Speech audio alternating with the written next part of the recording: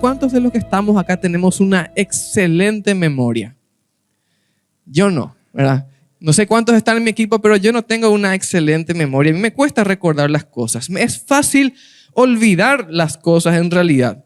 Y las cosas que yo tengo que hacer, sí o sí, las tengo que anotar en algún lugar. No sé si son ustedes de mi equipo, pero yo tengo que anotar si quiero hacer algo, porque si no anoto eso, no lo voy a hacer. Es lo más probable. Y a excepción de comer y dormir, tengo que anotar todo lo demás, porque probablemente no voy a hacer las cosas que tengo que hacer si es que no están anotadas. Y uso mi teléfono para anotar en algún recordatorio que suene luego a tal hora. O escribo en un papel, en una agenda, pego en algún lugar o anoto en un lugar donde va a estar bien visible. A veces incluso coloco las cosas en mi camino. Cosas que tengo que llevar, por ejemplo, tengo que devolver un libro y pongo luego sobre mi llave para no olvidarme esa cosa que tengo que llevar. O cuelgo del picaporte de la puerta, porque sí o sí al salir voy a tener que abrir la puerta y voy a encontrar esa cosa que tengo que llevar. Y entonces sí o sí encuentro y llevo. Y lo más triste de eso es que muchas veces me encuentro a mí mismo también enojándome con las cosas. ¿Quién puso esto sobre mi llave? ¿O quién puso esto en la puerta? Y tiro lo que yo mismo puse ahí para no olvidarme que tenía que llevar, ¿verdad? Y al final tampoco me sirve. Igual me olvido de las cosas. Y aunque existan muchas ocasiones en que recordar las cosas es una virtud maravillosa, existen muchas situaciones en las que tal vez olvidar sea lo mejor que nos podría pasar. ¿Verdad que sí?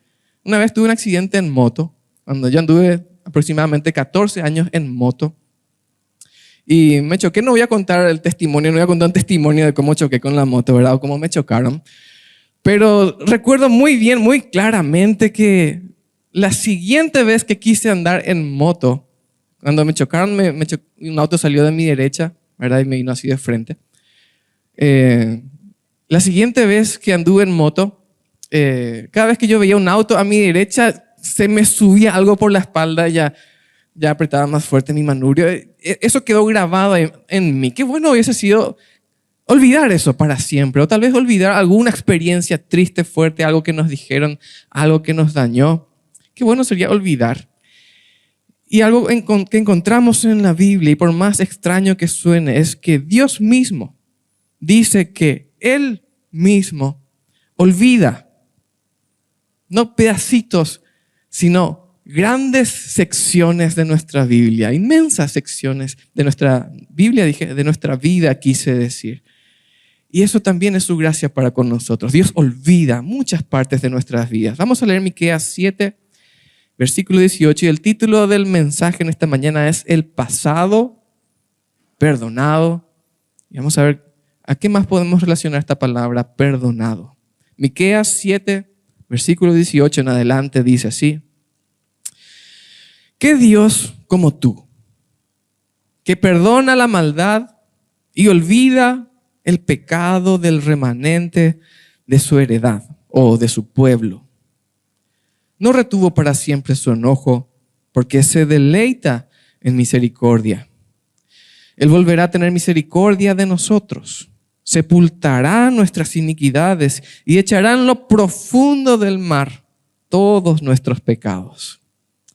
Cumplirás la verdad a Jacob, está hablando el Señor, y a Abraham la misericordia que juraste a nuestros padres desde tiempos antiguos. Hasta ahí leemos por ahora. Les invito a que tengan sus Biblias abiertas ahí un momento más. Y quiero reflexionar en este pasaje solamente con 2 puntos en esta mañana. Y el primero es el significado de perdonar. ¿Qué significa realmente perdonar? Y este es capaz el centro del estudio en esta mañana. ¿Qué significa el perdón? Ahí en sus Biblias, fíjense, versículo 18. ¿Qué Dios como tú dice que perdona la maldad y olvida el pecado del remanente de su heredad? Y es muy interesante que acá Miqueas también está haciendo un juego de palabras, porque Miqueas, el nombre Miqueas significa ¿quién como Dios? Y él dice en este pasaje, Miqueas, como que perdona la maldad. ¿Quién como tú? Haciendo mención de su propio nombre. ¿Por qué es importante hasta hoy día la pregunta, ¿quién como tú, Señor? ¿Quién como Dios? ¿Y por qué es importante para nosotros? Permítanme contarles una historia de un pastor que una vez se fue a visitar a un miembro de su iglesia, una mujer que estaba internada en un hospital.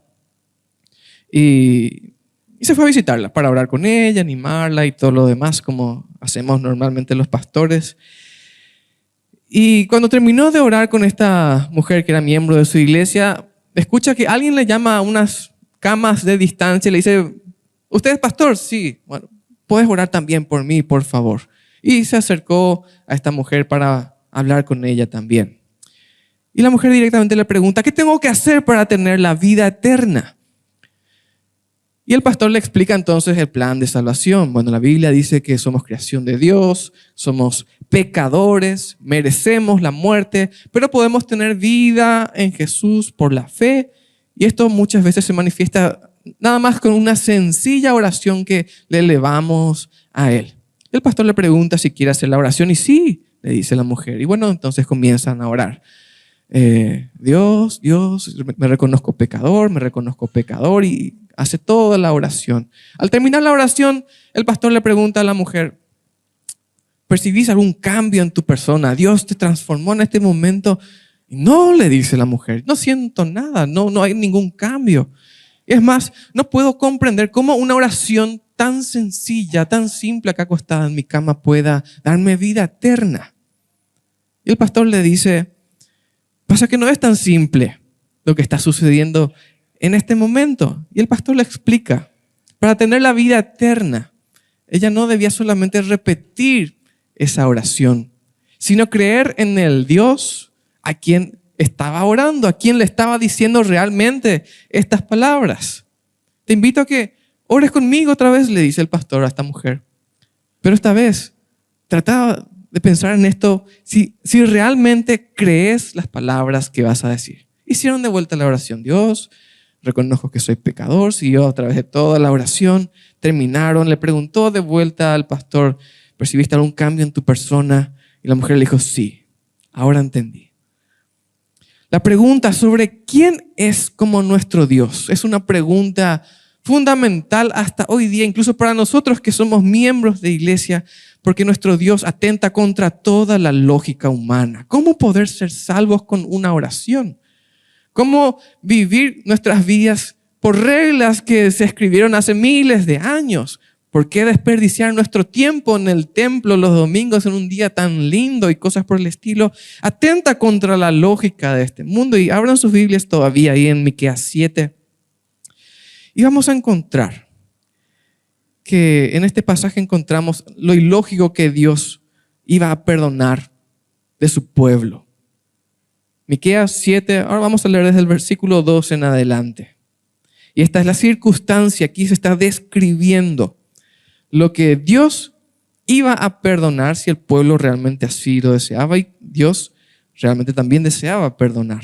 Miqueas 7:2 en adelante dice, el piadoso o el que busca a Dios, el que ama a Dios, ha desaparecido de la tierra. A medida que leemos pueden preguntarse a sí mismos también si se parece a nuestra actualidad.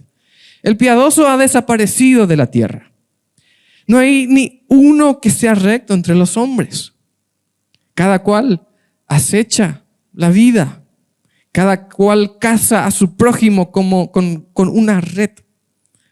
Han adiestrado sus manos para hacer el mal. El gobernante exige. El juez juzga por soborno. Y el poderoso, o los ricos, dicen algunas traducciones, hablan según el antojo de su alma. Y así lo retuercen. Versículo 4. El mejor de ellos es como la espina. El más correcto de ellos es como un zarzal. Ay de tus centinelas, pues tu castigo ha venido, ahora será tu confusión. No crean en el amigo, no esperen en el compañero.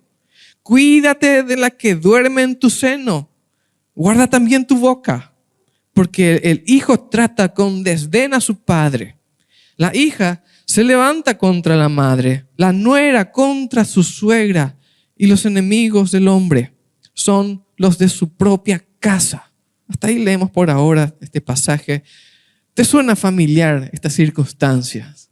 ¿Se parece a lo que vivimos hoy día? Además de esto, Miqueas habla en los capítulos anteriores de la corrupción de los gobernantes del pueblo, de lo que podríamos llamar también de los líderes religiosos, los líderes espirituales, la corrupción, violencia, la inmoralidad, la religiosidad. Era la forma de vida del pueblo de Dios. Y de todo esto debían ser perdonados. ¿Quién perdonaría esto? Estamos hablando violencia, corrupción, inmoralidad, falsa religión. ¿Qué Dios perdonaría todo esto? Esto atenta contra toda lógica posible. ¿Quién como Dios? O tal vez entra también la pregunta que hizo la mujer del hospital: ¿cómo puede ser que yo, o hasta el más vil de los criminales, pueda tener perdón de pecados con una oración? Con una simple oración que no toma más de 30 segundos hacer. Y la respuesta a esta pregunta está en nuestro Señor Jesús. Nuestro Señor Jesús, mirando directamente a la cruz. Ser librado de la condenación eterna implica mucho más que esa sencilla oración, tal vez repetida sin ningún tipo de reflexión. Es más, uno podría repetir la oración como un rezo miles de veces y no ser salvo. Uno podría repetir esta oración, comprender esta oración, saber de memoria esta oración y aún así no ser salvo. Porque la clave del evangelio es la fe, no repetir estas palabras. Y siempre decimos la clave, no el secreto, porque no está escondido. Lo decimos a viva voz todo el tiempo. La clave es la fe. No es un requisito tampoco. Yo necesito primero tener fe para acercarme a Dios. No, nos acercamos, creemos y Él nos da vida. ¿Qué es recibir el perdón? Es recibir algo como regalo luego de nuestra rendición sincera. Tu rendición sincera a Dios. Y no solamente rendición sincera, sino práctica. Esto es vivir tu rendición, porque de balde le decimos a Dios: Señor, me rindo a ti, como cantamos en los himnos, y vivimos la vida como nosotros queremos. Eso no es coherente. Es reconocer que merecía yo la muerte, pero que me están ofreciendo la vida. Eso es recibir el perdón. Es reconocer que por mi propia cuenta nunca podría haber yo alcanzado la salvación. Es recibir el regalo de salvación al entregar mi vida en adoración a Dios, en servicio, desde el momento en que me entrego hasta el momento que parta a su presencia. ¿Qué significa, según la Biblia, ser perdonado? No es repetir una oración, ni hacerse miembro de la iglesia. Es comprender que alguien pagó el precio por mí, que yo merecía morir y alguien murió en mi lugar. Y que a partir de ahora yo ya no vivo. Jesús vive en mí. El Espíritu Santo me sella y ya soy suyo. Ese es nuestro Señor Jesús.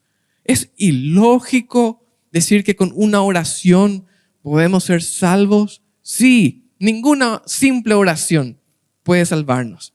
El precio que pagó el Señor Jesús en la cruz. Y muchos de los que estamos aquí, la gran mayoría, sabemos muy bien qué significa esa cruz. Es lo que nos da vida eterna.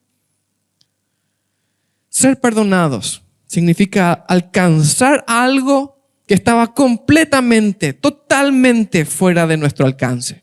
Y que extendieron la mano y te dijeron: acá está, ¿querés esto?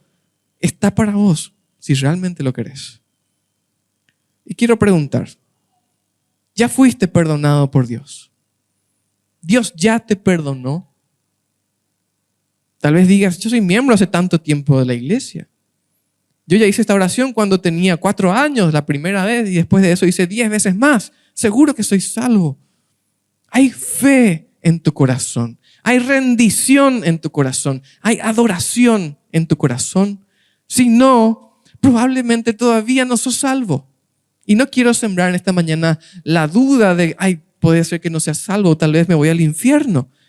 Sino que analices tu experiencia con Dios? ¿Existe realmente una rendición en tu persona o no? Eso es ser salvo. Eso es ser perdonado, entregarnos en adoración. Te reconoces como un pecador que necesita la gracia de Dios o no. Eso significa ser perdonado. Vamos al segundo punto. Hablamos primeramente qué significa perdonar. Vamos al segundo y último punto ya en esta mañana, la razón del perdón. Y esto seguimos pensando en cómo me afecta cuando quiero comenzar un año nuevo de la mano de mi Dios. ¿Cuál es la razón por la cual me perdona? Fíjense en sus Biblias, por favor. Miqueas 7, vamos a leer ahora del 18 en adelante, la segunda mitad del versículo 18. Dice que Dios no ha guardado para siempre su enojo, porque Él se complace en la misericordia. Y volverá a compadecerse de nosotros. Pisoteará nuestras iniquidades, echará nuestros pecados en las profundidades del mar. Existe solamente una razón por la cual Dios nos perdona. Porque es misericordioso. Porque Él es misericordioso para con cada uno de nosotros. Y tal vez a esta lista podamos agregar más cosas por las cuales Dios nos perdona. Algunos podrán decir, bueno, Dios nos perdona para su gloria, Dios nos perdona porque Él es soberano, porque Él nos predestinó. Hay muchas cosas más, pero principalmente abajo, en lo más profundo, porque Él nos ama. Nos ama y nos tiene paciencia y misericordia cuando no la merecíamos. Y ninguno de nosotros tenemos razón alguna para reclamarle algo a Dios. ¿Por qué? Porque no lo merecemos. Vamos a ver algunos pasajes bíblicos. Voy a leer yo rápidamente estos pasajes bíblicos. Romanos 5:8, tal vez muchos sepan de memoria esto. Dios muestra su amor para con nosotros en que siendo aún pecadores, Cristo murió por nosotros. Otro pasaje. Muchos saben de memoria Juan 3:16. Aquellos que lo sepan de memoria lo pueden decir en voz alta conmigo. De tal manera amó Dios al mundo que ha dado a su Hijo unigénito para que todo aquel que en Él cree no se pierda, mas tenga vida eterna. Porque nos amó. Primera de Juan 4:9 dice, en esto se mostró el amor de Dios para con nosotros, en que Dios envió a su Hijo unigénito al mundo para que vivamos por Él. Para que vivamos por Él. Al comenzar este nuevo año, esto es lo que necesitamos. Perdón. Necesitamos perdón. Perdonar. Permítanme ilustrar una vez más esto con una historia que ya conté muchas veces. En una ocasión, un pastor pasa al frente de un estudio bíblico y les dice, hoy estoy delante de todos ustedes sin ningún solo pecado. No tengo ningún pecado. Y tal vez en esa ocasión, como capaz ahora mismo muchos empiecen a arrugar su cara y decir, ¿qué está diciendo este pastor? ¿Qué hereje? ¿Cómo se atreve a decir semejante cosa? Y todos los hermanos comienzan a mirarse unos a otros. ¿Cómo puede ser que un pastor se anime a decir que está sin ningún pecado? Y el pastor continúa diciendo, antes de que piensen cualquier cosa acerca de mí, o que estoy loco, déjenme explicar. Estoy delante de ustedes sin ningún solo pecado, porque me he arrepentido y he confesado al Señor y le he pedido perdón por cada uno de aquellos pecados de los cuales soy consciente. ¿Qué estaba diciendo este pastor? Y este es nuestro desafío.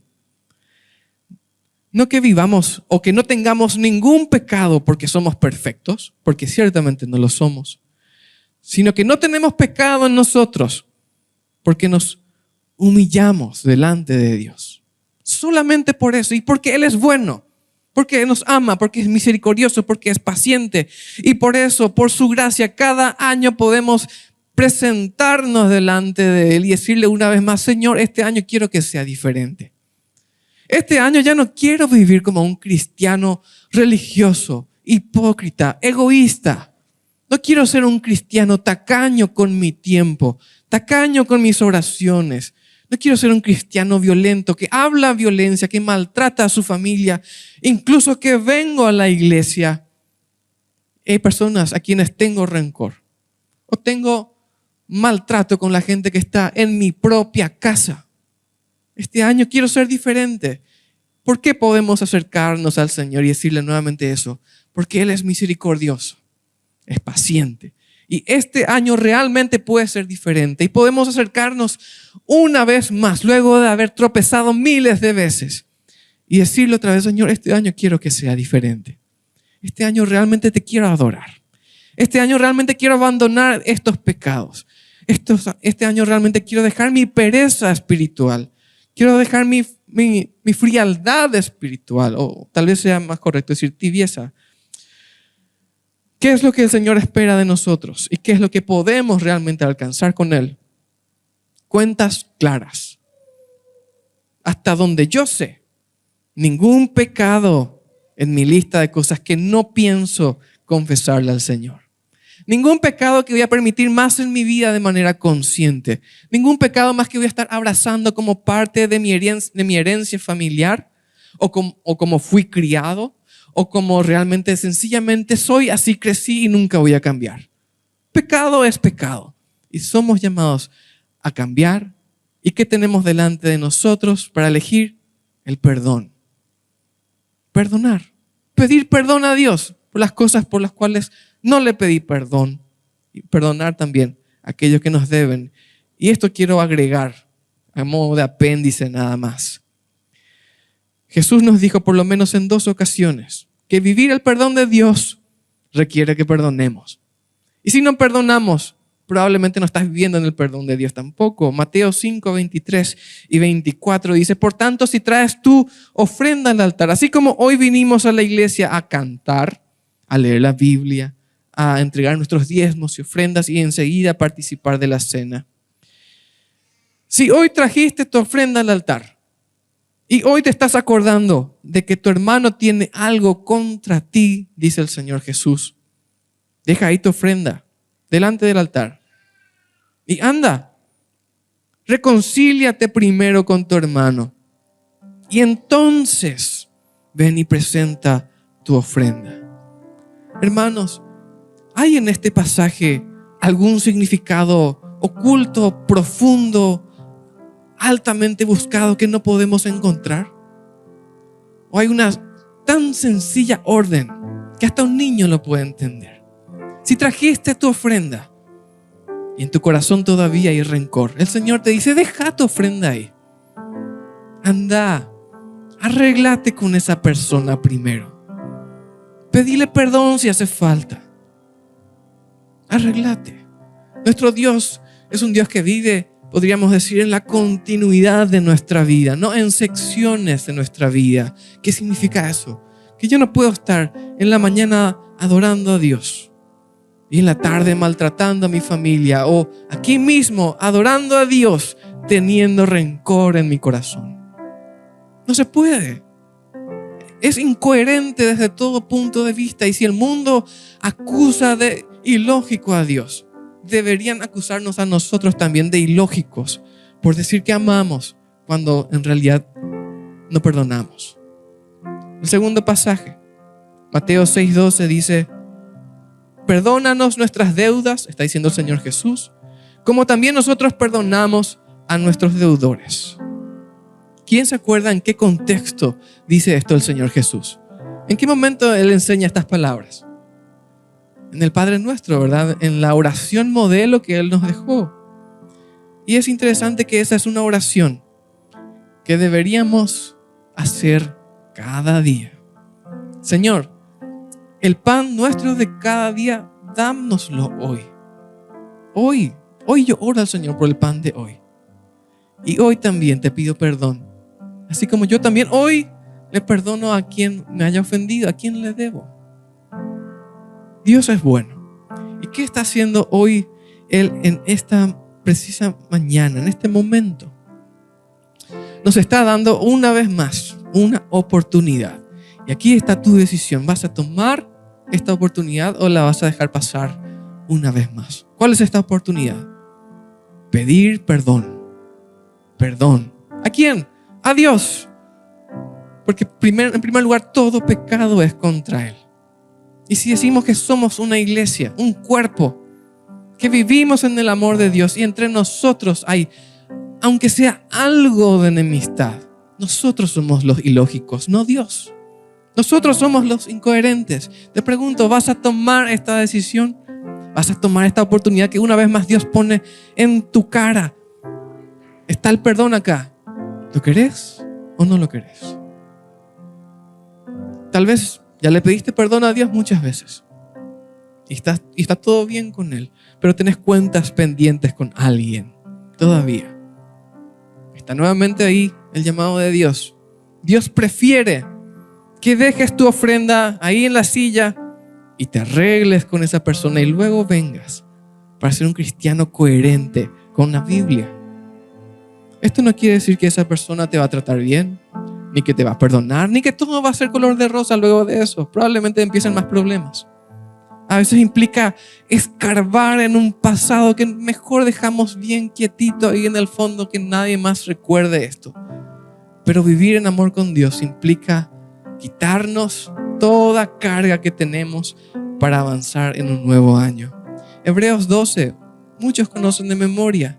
Por tanto, también nosotros, teniendo en derredor nuestro tan grande nube de testigos, que dice, despojémonos de todo peso, toda carga, todo lo que esté sobre nosotros. Y corramos con paciencia o con perseverancia, dicen algunas traducciones, la carrera que está delante de nosotros. ¿Cuál es esa carrera? Tu vida cristiana. No es un estancamiento cristiano, es una carrera. Hay que avanzar, hay que seguir, hay que progresar. ¿Qué vas a hacer en esta mañana? ¿Cuál va a ser la decisión que tomes? Recibir perdón de Dios. Él está abierto. Está esperando que le pidas. Dar tu perdón a alguien. Esa es tu decisión. Dejar esa carga. Sacarte esa carga pesada que tal vez está en tu hombro mucho tiempo. Y tal vez realmente este pueda ser un año distinto para la gloria de Dios. Porque Él es bueno. Porque Él nos da la oportunidad de dejar eso ahí atrás y seguir al frente. ¿Quién como nuestro Dios? El perdón, a modo de conclusión ya, es un elemento clave para avanzar en la vida. El perdón sostiene la relación entre padres e hijos. El perdón sostiene la relación entre esposo y esposa, entre amigos, en la iglesia y mucho más. Sin perdón no vamos a llegar a ningún lugar. Nunca. Fuimos perdonados. Y el perdón es lo que no deberíamos tampoco jamás escatimar para quienes nos rodean. ¿Por qué? Porque nosotros fuimos perdonados. Éramos culpables y fuimos perdonados. Esa persona te ofendió. Dale el perdón que Dios te dio a vos también. Vivamos libres de todo peso este nuevo año. Y seguramente van a venir muchas cargas nuevas este año. Nuevos desafíos, nuevos problemas. De todo va a venir probablemente. Y va a caer todo sobre tu espalda una vez más. Haz lugar ahí en tu espalda. Perdona, quítate ese peso, quita esa carga. Que el Señor nos bendiga. Y quiero terminar leyendo una vez más Miqueas 7, versículos 19. Él volverá a tener misericordia de nosotros. Él va a tener nuevamente misericordia de nosotros. Amén. Vamos a orar para terminar este momento de reflexión. Nuestro Padre y Dios, te damos gracias por tu palabra. Y te damos gracias porque a pesar de que muchas veces y de forma continua nos equivocamos en nuestras vidas y muchas veces pecamos contra tu santidad, una vez más, en esta mañana, en este momento nos estás dando la oportunidad de sacarnos estas cargas por el perdón que tenemos en Jesús. Te quiero pedir perdón también, porque hay muchas cosas que yo abracé como parte de mi vida. Rencores, enemistades, pleitos, tal vez actitudes, formas de tratar a los demás, cosas que yo asumí que eran mías y que sencillamente soy así y no te di lugar para obrar en mi vida. Te pido perdón por eso Y una vez más escucho que me estás llamando con amor y con paciencia a que me rinda a ti. Te doy gracias, Señor, por ser bueno y paciente conmigo. Y en este año realmente quiero vivir diferente. Este año realmente lo quiero comenzar primeramente rindiéndome ante ti, pidiéndote perdón por mis pecados y rogándote que me des la fuerza para perdonar también a todos aquellos quienes me ofendieron también a mí. Y también pedir perdón a aquellos a quienes yo mismo ofendí. Te doy gracias por estar conmigo, por ser bueno, paciente conmigo. Te ruego que me ayudes a vivir a la altura. En el nombre del Señor Jesús. Amén.